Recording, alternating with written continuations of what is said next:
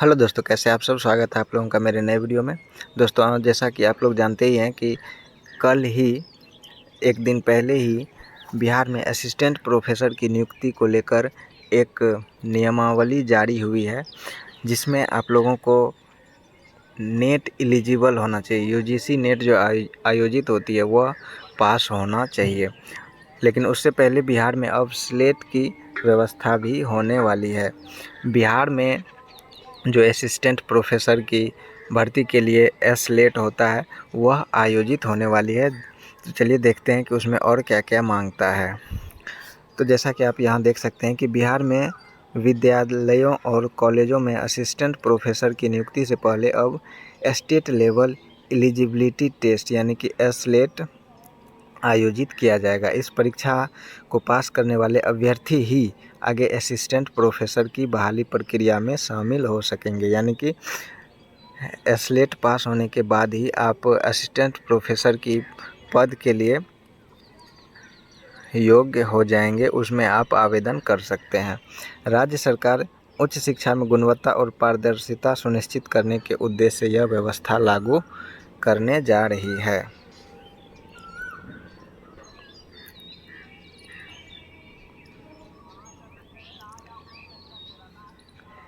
इसका ड्राफ्ट बिहार लोक भवन ने जारी किया और लोक भवन की से जारी ड्राफ्ट से मिली जानकारी के अनुसार यह परीक्षा यूजीसी राष्ट्रीय पात्रता परीक्षा यानी कि जो यूजीसी नेट होती है उसके तर्ज पर आधारित की जाएगी। और उच्च शिक्षा से जुड़े जानकारों का मानना है कि SLET लागू होने से राज्य के विश्वविद्यालयों में योग्य शिक्षकों की नियुक्ति सुनिश्चित होगी और भर्ती के लिए एक समान मानक स्थापित हो सकेगा। और इनमें जो किस मामले में छूट मिल सकती है वो चलिए देख लेते हैं कि बिहार में विश्वविद्यालय में सहायक प्राध्यापकों की नियुक्ति के लिए नया ड्राफ्ट स्टैट्यूट 2025 के प्रस्तावित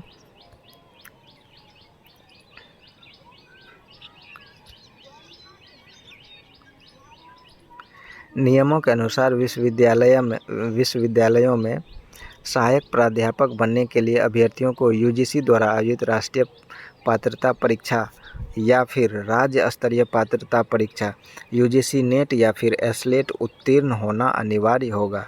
पात्रता परीक्षा पास करने के बाद ही असिस्टेंट प्रोफेसर की बहाली के लिए आयोजित परीक्षा में बैठ सकते हैं। और ड्राफ्ट तैयार करने वाले कुलपति ने कहा है कि मसौदे के अनुसार जिन अभ्यर्थियों के पास यूजीसी के नियमानुसार संबंधित विषय में पीएचडी की डिग्री है उन्हें नेट व स्लेट से छूट दी जा सकती है। तो जिनके पास पीएचडी की डिग्री है उसे नेट या स्लेट से छूट मिल सकती है। और इसके लिए पीएचडी नियमित मोड में होनी चाहिए और शोध प्रबंध का मूल्यांकन कम से कम 2 बाहरी परीक्षाओं द्वारा किया गया हो। मौखिक परीक्षा होनी आवश्यक है। इसके अलावा पीएचडी के दौरान अभ्यर्थी को अपने शोध कार्य से संबंधित कम से कम 2 शोध पत्र प्रकाशित करने होंगे, जिनमें से एक मान्यता प्राप्त जर्नल में होना जरूरी है।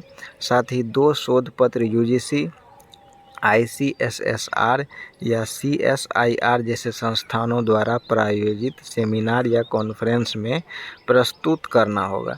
जिन विषयों में यूजीसी द्वारा नेट या स्लेट आयोजित नहीं किया जाता है उन विषयों के लिए यह अनिवार्यता लागू नहीं होगी।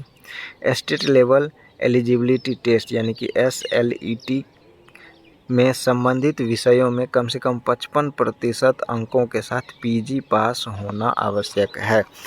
यानी कि आप लोगों को स्लेट में बैठने के लिए 55% अंक होना चाहिए PG विषय में। और अनुभव के लिए जो सो कोई अंक नहीं मिलने वाला है। अनुभव के लिए अलग से कोई अंक नहीं दिया जाएगा। पीएचडी को केवल पात्रता यानी कि नेट के समान माना जा सकता है। हिंदी विषय में सहायक प्राध्यापक बनने के लिए स्नातक स्तर पर हिंदी भाषा व साहित्य को मुख्य विषय के रूप में पढ़ा हो। इसी तरह दर्शन शास्त्र विषय के लिए भी समकक्ष विषयों को शामिल किया गया है। यानी कि आप लोगों को इसमें स्नातक स्तर पर और PG स्तर पर जिस सब्जेक्ट के लिए आप असिस्टेंट प्रोफेसर के पद पर आवेदन करने वाले हैं उससे उसी विषय से आप लोगों को स्नातक होना चाहिए और PG भी होना चाहिए। देख लीजिए, जैसे कि यहाँ पर दिया हुआ है कि पीजी में 55% अंक अनिवार्य है। पीजी में 55% अंक अनिवार्य है। नेट की तर्ज पर अब स्लेट की अनिवार्यता हो गई है। ग्रेजुएशन में मुख्य विषय की अनिवार्यता है। ग्रेजुएशन में जो है सो मुख्य विषय होना चाहिए। तो अब देखते हैं कि स्लेट के लिए नोटिफिकेशन कब आता है। जब नोटिफिकेशन आ जाएगा तो उसमें पूरी तरह से क्या क्या होने वाला है उसके विषय में दे दिया जाएगा। और जब तक नोटिफिकेशन नहीं आता है तब तक जो भी अभ्यर्थी इसके लिए इसमें आवेदन करने वाले हैं वह जो है सो अपना रिवीजन चालू कर दें, अपना क्लास करना चालू कर दें।